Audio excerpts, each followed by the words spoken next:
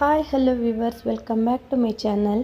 ಬನ್ನಿ, ಇವತ್ತಿನ ವಿಡಿಯೋದಲ್ಲಿ ನಾವು ಈ ಅಂಗನವಾಡಿಯಲ್ಲಿ ಕೊಡುವಂತಹ ಮಿಲ್ಕ್ ಪೌಡರ್ನ ಯೂಸ್ ಮಾಡಿ, ಹಾಗೆ ನಾವು ಮನೆಯಲ್ಲಿ ಗೋಧಿ ಹಿಟ್ಟನ್ನ ಯೂಸ್ ಮಾಡ್ತೀವಲ್ವ, ಆ ಗೋಧಿ ಹಿಟ್ಟಿನಿಂದ ನಾವು ಯಾವ ರೀತಿ ಗುಲಾಬ್ ಜಾಮೂನ್ನ ರೆಡಿ ಮಾಡ್ಬೋದು ಅನ್ನೋದನ್ನು ನೋಡೋಣ. ತುಂಬಾ ಚೆನ್ನಾಗಿ ಬರುತ್ತೆ. ವಿಡಿಯೋನ ಸ್ಕಿಪ್ ಮಾಡದೆ ಪೂರ್ತಿ ವಿಡಿಯೋನ ಸರಿಯಾಗಿ ನೋಡಿ.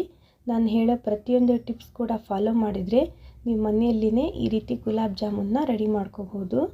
ತಿನ್ನೋಕ್ಕೆ ಅಂತೂ ತುಂಬಾ ಸಖತ್ತಾಗಿರುತ್ತೆ. ಬನ್ನಿ, ಯಾವ ರೀತಿ ಮಾಡೋದು ಅನ್ನೋದನ್ನು ನೋಡೋಣ. ಹಾಗೆ ಯಾರೆಲ್ಲ ನನ್ನ ವಿಡಿಯೋನ ಮೊದಲ ಸಾರಿ ನೋಡ್ತಾ ಇದ್ದೀರಾ, ಪ್ಲೀಸ್ ನಮ್ಮ ಚಾನಲ್ಗೆ ನೀವು ಸಬ್ಸ್ಕ್ರೈಬ್ ಆಗಿ ಬೆಲ್ ಐಕಾನ್ ಆನ್ ಮಾಡ್ಕೊಳ್ಳಿ. ನಾನು ಹಾಕೋ ಪ್ರತಿಯೊಂದು ವಿಡಿಯೋ ಕೂಡ ನಿಮಗೆ ನೋಟಿಫಿಕೇಷನ್ ಬರುತ್ತೆ. ಎಲ್ಲರಿಗಿಂತ ಮೊದಲು ನೀವು ವಿಡಿಯೋನ ನೋಡ್ಬೋದು. ಬನ್ನಿ, ವಿಡಿಯೋನ ಸ್ಟಾರ್ಟ್ ಮಾಡೋಣ. ನಾನು ಫಸ್ಟು ಒಂದು ಮೆಜರ್ಮೆಂಟ್ಗಂತ ಈ ಕಪ್ನ ತೊಗೊಂಡಿದ್ದೀನಿ ಅಳತೆಗೆ. ನೀವು ಯಾವ ಕಪ್ಪಾದರೂ ಯೂಸ್ ಮಾಡ್ಬೋದು, ಆದರೆ ಈ ರೀತಿ ಒಂದೇ ಕಪ್ಪನ್ನು ಯೂಸ್ ಮಾಡಿ. ನಾನು ಈ ರೀತಿಯಾದ ಕಪ್ಪಿಂದ ನಾನು 1 ಕಪ್ಪಷ್ಟು ಈ ಮನೆಯಲ್ಲಿ ಈ ಗೋಧಿ ತಂದು ಗಿಣಿಗೆ ಏನು ಹಾಕಿಸ್ತಿರವಲ್ವ, ಆ ಗೋಧಿ ಹಿಟ್ಟನ್ನ ನಾನು ಯೂಸ್ ಮಾಡ್ತಾಯಿದ್ದೀನಿ, ಅಂಗಡಿದಲ್ಲ. ಈ ರೀತಿ 1 ಕಪ್ಪು ಗೋಧಿ ಹಿಟ್ಟು, ಹಾಗೆ ನಾನು 1 ಸ್ಪೂನಷ್ಟು ಈ ಚಿರೋಟೆ ರವನ್ನು ತೊಗೊತಾ ಇದ್ದೀನಿ. ಸಣ್ಣದಾಗಿರುತ್ತಲ್ವ, ಆ ರವನ್ನು ತೊಗೊಂಡಿದ್ದೀನಿ. ಸ್ವಲ್ಪ ಗುಲಾಬ್ ಜಾಮೂನು ಸ್ವಲ್ಪ ರವೆ ಆಗಿದ್ದರೆ ತುಂಬಾ ಚೆನ್ನಾಗಿ ಕಾಣಿಸುತ್ತೆ ಅಂತ 1 ಸ್ಪೂನಷ್ಟು ನಾನು ಈ ಚಿರೋಟಿ ರವೆನ ತೊಗೊಂಡಿದ್ದೀನಿ. ಬನ್ನಿ, ಇದನ್ನು ನಾವು ಕಡಿಮೆ ಉರಿಯಲ್ಲಿ ಇದನ್ನು ಸ್ವಲ್ಪ ಈ ಹಸಿ ವಾಸನೆ ಹೋಗೋವರೆಗೂ ನಾವು ಇದನ್ನು ಚೆನ್ನಾಗಿ ಹುರ್ಕೊಳ್ಳೋಣ.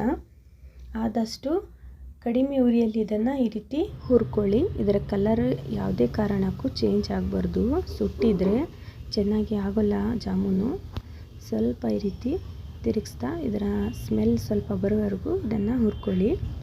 ಅಷ್ಟೇ ಸಾಕು. ನೋಡಿ, ಈ ರೀತಿ ಇಷ್ಟಾದರೆ ಸಾಕು. ನಾನಿವಾಗ ಗ್ಯಾಸ್ ಒಲೆನ ಆಫ್ ಮಾಡ್ಕೊತಾ ಇದ್ದೀನಿ. ಇದು ಸ್ವಲ್ಪ ತಣ್ಣಗಾಗೋವರೆಗೂ ನಾವು ಈ ಸಕ್ಕರೆ ಪಾಕನ ನಾನು ರೆಡಿ ಮಾಡ್ಕೊತಾ ಇದ್ದೀನಿ. 2 ಕಪ್ಪು ಸಕ್ಕರೆಗೆ ನಾನು 1-2 ಕಪ್ಪಷ್ಟು ನೀರನ್ನ ಹಾಕ್ಕೊತಾ ಇದ್ದೀನಿ. ವಿಡಿಯೋ ಸ್ಕಿಪ್ ಮಾಡದೆ ಪೂರ್ತಿ ವಿಡಿಯೋ ನೋಡಿದರೆ ಯಾವ ರೀತಿ ಮಾಡಬಹುದು ಅನ್ನೋದನ್ನು ನೋಡ್ಬೋದು. ಹಾಗೆ ಸ್ವಲ್ಪ ಏಲಕ್ಕಿ ಪುಡಿನ ಹಾಕ್ಕೊತಾ ಇದ್ದೀನಿ. ಈ ರೀತಿ ಪಾಕ ಒಂದು 5-10 ನಿಮಿಷ ಚೆನ್ನಾಗಿ ಈ ರೀತಿ ಕುದಿಸಿದ್ರೆ ಸಕ್ಕರೆ ಪಾಕ ರೆಡಿ ಆಯಿತು. ಇವಾಗ ಹಿಟ್ಟು ತಣ್ಣಗಾಗಿದೆ. ಬನ್ನಿ, ಇವಾಗ ಗುಲಾಬ್ ಜಾಮೂನ್ನ ಹಿಟ್ಟನ್ನ ರೆಡಿ ಮಾಡ್ಕೊಳ್ಳೋಣ. ನಾನು ಈ ರೀತಿ ಒಂದು ದೊಡ್ಡ ತಟ್ಟೆನ ತೊಗೊಂಡಿದ್ದೀನಿ. ಇವಾಗ ಇದು ತಣ್ಣಗಾಗಿದೆ. ಇವಾಗ ಸ್ವಲ್ಪ ಇದಕ್ಕೆ ನಾನು ಏನು ಈ ಮೆಜರ್ಮೆಂಟ್ ಅಂತ ನಾವೇನು ಬಟ್ಲನ್ನ ತೊಗೊಂಡಿದ್ವಲ್ಲ, ಇವಾಗ ಅದೇ ಬಟ್ಟಿಂದ ನಾನು ಈ ಅಂಗನವಾಡಿಯಲ್ಲಿ ಕೊಡುವಂಥ ಮಿಲ್ಕ್ ಪೌಡರ್ನ ತೊಗೊತಾ ಇದ್ದೀನಿ. ನೀವು ಬೇಕಾದರೆ ಈ ಬೇರೆ ಮಿಲ್ಕ್ ಪೌಡರ್ ಕೂಡ ಯೂಸ್ ಮಾಡ್ಬೋದು. ನಾನು ಟೋಟಲ್ಲಾಗಿ 1.5 ಕಪ್ಪಷ್ಟು ಮಿಲ್ಕ್ ಪೌಡರ್ನ ತೊಗೊತಾ ಇದ್ದೀನಿ. ನೀವು ಬೇಕಾದರೆ ಈ ಬೇರೆ ಬ್ರ್ಯಾಂಡ್ ಮಿಲ್ಕ್ ಪೌಡರ್ ಕೂಡ ಯೂಸ್ ಮಾಡಿ, ಚೆನ್ನಾಗಾಗುತ್ತೆ ಅದರಲ್ಲೂ ಕೂಡ. ನಾನು ಟೋಟಲಿ 1.5 ಕಪ್ಗಿಂತ ಒಂದು ಸ್ವಲ್ಪ ಜಾಸ್ತಿನೇ ತಗೊಳ್ಳಿ. ಬೇಕಾದರೆ ನಿಮ್ಮ ಹತ್ರ ಮಿಲ್ಕ್ ಪೌಡರ್ ಇದ್ದರೆ ಆದಷ್ಟು ಇದನ್ನು ಈ ಗಾಳಿ ಆಡದೇ ಇರೋ ಥರ ಇದನ್ನು ಸ್ಟೋರ್ ಮಾಡಿ ಇಡಿ ಮಿಲ್ಕ್ ಪೌಡರ್ನ.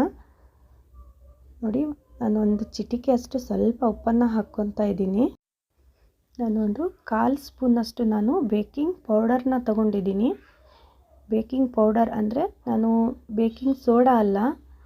ಬೇಕಾದರೆ ನಿಮ್ಮ ಹತ್ರ ಈ ಬೇಕಿಂಗ್ ಪೌಡರ್ ಇಲ್ಲ ಅಂದರೆ ಬೇಕಿಂಗ್ ಸೋಡಾ ಕೂಡ ಯೂಸ್ ಮಾಡ್ಬೋದು. ಹಾಗೆ ನಾನು 1 ಚಿಟಿಕೆಯಷ್ಟು ಬೇಕಿಂಗ್ ಸೋಡಾನ ಹಾಕ್ಕೊಂಡಿದ್ದೀನಿ, ಸ್ವೀಟ್ ಸೋಡಾನ. ನಿಮ್ಮ ಹತ್ರ ಈ ಬೇಕಿಂಗ್ ಪೌಡರ್ ಇಲ್ಲ ಅಂದರೆ ಬೇಕಿಂಗ್ ಸೋಡಾ ಕೂಡ ಹಾಕ್ಬೋದು. ಈ ಪಡ್ಡು ಹಾಗೆ ದೋಸೆಗೆ ಹಾಕ್ತೀವಲ್ಲ, ಅದನ್ನೇ ನೀವು 1/4 ಸ್ಪೂನಷ್ಟು ಹಾಕ್ಕೊಳ್ಳಿ. ಇದನ್ನು ಚೆನ್ನಾಗಿ ಈ ರೀತಿ ಮಿಕ್ಸ್ ಮಾಡ್ಕೊಳ್ಳಿ. ಟೋಟಲಾಗಿ ಈ ರೀತಿ ಮಿಕ್ಸ್ ಮಾಡ್ಕೊಂಡ್ರೆ ಆಯಿತು. ಹಾಗೆ ನಾನು ಒಂದು 4-5 ಸ್ಪೂನಷ್ಟು ನಾನು ತುಪ್ಪನ ಹಾಕ್ಕೊತಾ ಇದ್ದೀನಿ. ನೀವು ಬೇಕಾದರೆ ಈ ಅಡುಗೆ ಎಣ್ಣೆ ಕೂಡ ಹಾಕ್ಕೋಬೋದು. ಈ ಅಡುಗೆ ಎಣ್ಣೆಯಲ್ಲಿ ಯಾವುದೇ ಕೂಡ ಸ್ಮೆಲ್ ಇರಬಾರ್ದು. ಆ ರೀತಿ ಅಡುಗೆ ಎಣ್ಣೆನ ನೀವು ಬೇಕಾದರೆ ತುಪ್ಪದ ಬದಲು ಮಿಕ್ಸ್ ಮಾಡ್ಕೊಳ್ಳಿ.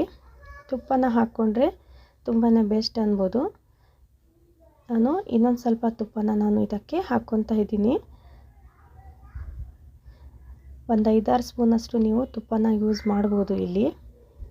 ಹಾಗೆ ನಮ್ಮ ವಿಡಿಯೋ ನಿಮ್ಗೆ ಇಷ್ಟ ಆದರೆ ಫ್ಯಾಮಿಲಿ ಫ್ರೆಂಡ್ಸ್ ಜೊತೆ ಶೇರ್ ಮಾಡೋದನ್ನು ಮರಿಬೇಡಿ. ನೋಡಿ ಈ ರೀತಿ ಉಂಡೆ ಕಟ್ಟಬೇಕು, ಆ ರೀತಿ ಹಾಕ್ಕೊಳ್ಳಿ. ಹಾಗೆ ದಯವಿಟ್ಟು ನಿಮಗೆ ಈ ವಿಡಿಯೋ ಇಷ್ಟ ಆದರೆ ಲೈಕ್ ಕೊಡೋದನ್ನು ಮರಿಬೇಡಿ. ಒಂದು ರೀತಿ ನಾನು ಮಿಕ್ಸ್ ಮಾಡ್ಕೊಂಡಿದ್ದೀನಿ. ನೀವು ಈ ಟೈಮಲ್ಲಿ ನೀರು ಅಥವಾ ಹಾಲು ಕೂಡ ಯೂಸ್ ಮಾಡ್ಬೋದು. ಇದನ್ನು ನಾದ್ಕೊಳ್ಳೋಕ್ಕೆ ನಾನು ನೀರನ್ನ ಯೂಸ್ ಮಾಡ್ತಾ ಇದ್ದೀನಿ. ಹಾಲಿಂದ ಕೂಡ ನಾವು ಕಲಿಸ್ಕೊಂಡ್ರೆ ಇನ್ನೂ ಚೆನ್ನಾಗಿ. ನಾನಿನ್ನು ನೀರಿಂದ ಸ್ವಲ್ಪ ನೀರನ್ನು ಹಾಕಿ ಇದನ್ನು ಕಲಿಸ್ಕೊತಾ ಇದ್ದೀನಿ. ನೀವು ಬೇಕಾದರೆ ಈ ಹಿಟ್ಟನ್ನು ಸ್ಟೋರ್ ಮಾಡಿ ಕೂಡ ಇಡ್ಬೋದು ಮನೆಯಲ್ಲಿನೇ. ನಾನು ಇದಕ್ಕೆ ಸ್ವಲ್ಪನೇ ನೀರು ಹಾಕ್ತಾ ಈ ರೀತಿ ಮಿಕ್ಸ್ ಮಾಡ್ಕೊತಾ ಇದ್ದೀನಿ. ಆದಷ್ಟು ಹಿಟ್ಟನ್ನು ಸಾಫ್ಟಾಗಿ ಮಾಡ್ಕೊಳ್ಳಿ. ಚಪಾತಿ ಹದಕ್ಕೆಗಿಂತ ಸ್ವಲ್ಪ ಸಾಫ್ಟಾಗಿ ಕಲಿಸ್ಕೋಬೇಕು. ಸ್ಮೂತಾಗಿರಬೇಕು ಇದರದ್ದು ಹಿಟ್ಟು. ನೋಡಿ ಯಾವ ರೀತಿ ಕಾಣಿಸ್ತಾ ಇರ್ಬೋದು ನಿಮಗೆ. ಈ ರೀತಿ ಚೆನ್ನಾಗಿ ನಾದ್ಕೊಳ್ಳಿ. ಕೈಗೆ ಎಣ್ಣೆ ಅಥವಾ ತುಪ್ಪ ಕೂಡ ಈ ರೀತಿ ಮಾಡಿಕೊಂಡು ಒಂದು 5 ನಿಮಿಷ ನಾನು ರೆಸ್ಟ್ ಮಾಡೋಕ್ಕೆ ಇಟ್ಟಿದ್ದೆ, ಸಾಕು. ಜಾಸ್ತಿ ಹೊತ್ತು ಇಡಬೇಡಿ.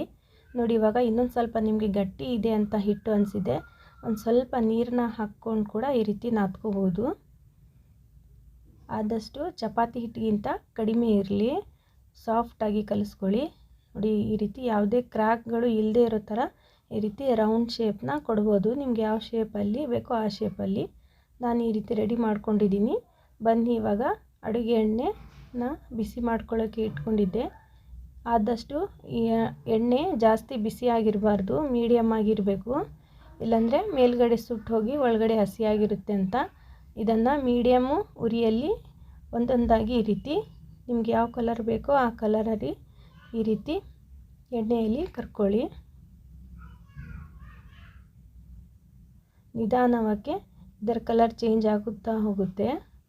ಹಾಗೆ ನಾವು ಇದರಲ್ಲಿ ಬೇಕಿಂಗ್ ಪೌಡರ್ ಹಾಕಿರೋದ್ರಿಂದ ಡಬಲ್ ಸೈಜ್ ಕೂಡ ಜಾಮೂನ್ಗಳು ಆಗ್ತಾ ಹೋಗುತ್ತವೆ. ನಿಮ್ಗೆ ಯಾವ ಕಲರ್ ಬೇಕೋ ಆ ಕಲರಲ್ಲಿ ಇದನ್ನು ಕಂದು ಬಣ್ಣ ಬರೋವರೆಗೂ ಈ ರೀತಿ ಫ್ರೈ ಮಾಡ್ಕೊಳ್ಳಿ. ನೋಡಿ ಯಾವ ರೀತಿ ಕಾಣಿಸ್ತಾ ಇದೆ ಅಂತ.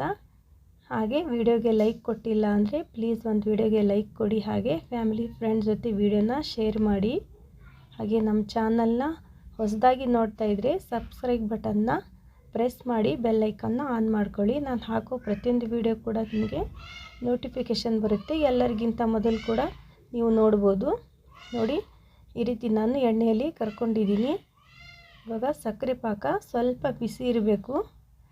ಆದಷ್ಟು ಈ ರೀತಿ ಸ್ವಲ್ಪ ಸಕ್ಕರೆ ಪಾಕ ಏನಾದರೂ ತಣ್ಣಗಾಗಿದರೆ ಸ್ವಲ್ಪ ಬಿಸಿ ಮಾಡಿಕೊಂಡು ಇದನ್ನು ಈ ರೀತಿ ನನ್ನ ಪ್ರಕಾರ ಒಂದು 5 ರಿಂದ 6 ತಾಸು ನೀವು ಇದನ್ನು ಇದರಲ್ಲಿ ಬಿಟ್ಟರೆ ಇನ್ನೂ ಚೆನ್ನಾಗಿ. ನೋಡಿ ಯಾವ ರೀತಿ ಆಗಿದೆ ಅಂತ. ನಮಗೆ ವಿಡಿಯೋ ಹೇಗೆ ಅನ್ನಿಸ್ತು ಅನ್ನೋದನ್ನು ಕಾಮೆಂಟ್ನಲ್ಲಿ ಹಾಕೋದನ್ನು ಮರಿಬೇಡಿ. ನಾನು ಮತ್ತೆ ಹೊಸ ವಿಡಿಯೋದೊಂದಿಗೆ ಭೇಟಿ ಆಗ್ತೇನೆ. ವಿಡಿಯೋ ನೋಡಿದ್ದಕ್ಕಾಗಿ ಧನ್ಯವಾದಗಳು ಫ್ರೆಂಡ್ಸ್.